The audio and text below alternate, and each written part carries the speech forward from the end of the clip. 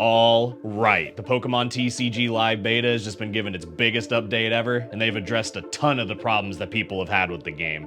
The boring game board has gotten a facelift, the gameplay has gotten a much needed speed boost, although they may have sped it up even too fast, and the player avatars don't sit on the side of the screen staring blankly into space for the whole match.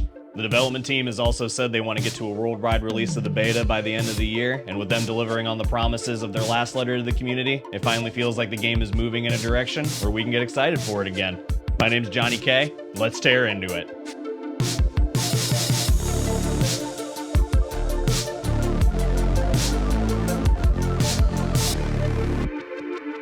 The main complaint that everyone has had about Live is that the art style is, how you say, uninspired. The old game board was lacking in character, looking way too flat and having a ton of dead space that just doesn't bring anything interesting to the party. The new one has so much more depth and is way more interesting to look at, and makes it way easier to see which player's turn it is than the last version. Another common complaint with the old game board is that the player avatars stared into the abyss the whole match, only moving when someone used an emote. I definitely think people have been a little too hard on the avatars. The art style of them is clean, and there are a lot of customization options for them, but even I didn't want them taking up a significant portion of the screen, doing absolutely nothing. I definitely think people not having to stare at them every game that they play will help with the complaints a bit. Yet another improvement is that bench Pokemon are no longer little half-sized, ugly cards. This was by far one of my least favorite things about the game board before, but the new version shows the full art of the card without that honestly gross-looking crop that they had before. More importantly than the visual updates, they have also sped the game up significantly. I've been a bit of a cheerleader for Live since I started playing the beta back in February, but even I didn't like how long it would take for some of the animations to play out, and how a lot of them had a second or two at the end where you'd think that they were done, but you would click and then nothing would happen because it wasn't quite finished. The game feels so much faster and responsive now, which, combined with the new game board, has made playing on desktop so much more satisfying to play. I will say that the game was already satisfying to play on smartphones even before the update, but the new game board isn't on mobile yet, at least on iOS, and I haven't noticed much of a speed boost on there. They may have gone a little too trigger happy with the speed though. The animations are fast to the point that they almost look frantic, and a lot of the time people use search cards like Quick Ball. The game hasn't loaded more than the default back of the card to show you what card your opponent took out of the deck. That is one glitch that will hopefully be fixed ASAP, because not being able to see what cards your opponent is searching out of the deck is one of the most basic and important pieces of information we get during the game about what they're doing. As much as I wish things were all rosy and good to go for TCG Live, the game would be releasing if everything was ready. There are still several glitches lying around that are stopping the game from really looking like a final product. By far, my least most favorite is that every time you finish a match after logging in, your glasses revert to this ugly green and stay that way until you log in again, and sometimes it sticks and just keeps them that color until you change them again. It does seem like the game gets a new game-breaking bug with each update, or at least each new set's release, but it really seems like the team is getting a groove where they can quash the bugs in at least a somewhat reasonable amount of time. The game has had more of its fair share for sure, but the fact that I can't name many others other than search cards animating too fast, or that sunglasses won't really stay their color, really shows how far this game has come since starting the beta. Matchmaking times have been a main complaint about the game, but have greatly improved recently, and I think a lot of it has to do with how many more countries have been let into the beta. Recently, I've almost always gotten matched within a few seconds of queuing, and it's gotta be down to that there are just more people playing the game.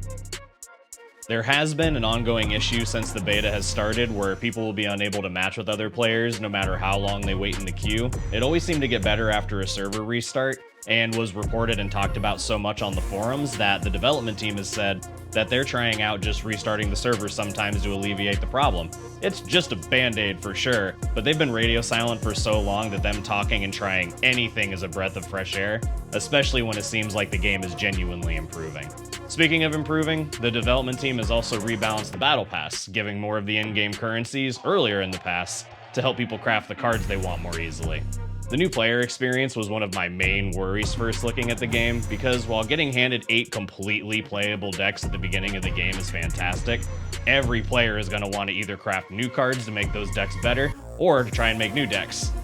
The Battle Pass and the general grind was just that, a grind, and it's great to see that the team is listening to the feedback and trying to genuinely improve the game. That's actually my main takeaway from this week, this update, and my experience with the game over the past 8 months. While I would like to see the game have its full worldwide release rather than a worldwide beta, It's way more important that this game succeeds. I was there firsthand for Cyberpunk 2077, and what happens when a game isn't ready to release and is just forced out of the door anyway. It gets memed to death and blasted on social media, and has a good chance at never being taken seriously ever again, just because of its launch. Cyberpunk got lucky with Edgerunners giving it a second chance, along with the solid updates they'd made to the game over a year and a half. If Live were to release now when it's not ready, this game that is the future of the digital version of the TCG would crash and burn and likely never be given a second chance. In the development team's letter back in August, they gave us the first look at the updated game board, which they had implemented by the time they put out their next letter to the community. Did it take them 2 months? Sure, but to me the important part is that they delivered. They said that they wanted to update the game board and the responsiveness of the game, and those are the two biggest things that stand out from this update. Does the speed still need tuning? Of course it does.